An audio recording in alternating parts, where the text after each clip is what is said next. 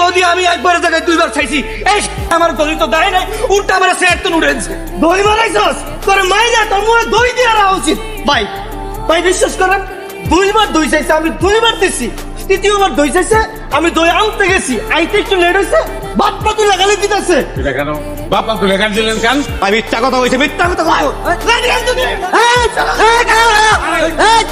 এটা কেমন কথা ভাই?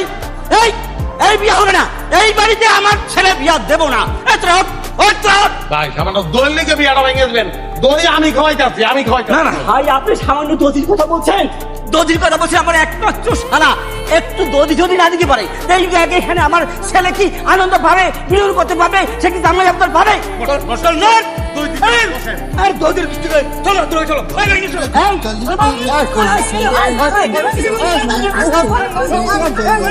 এই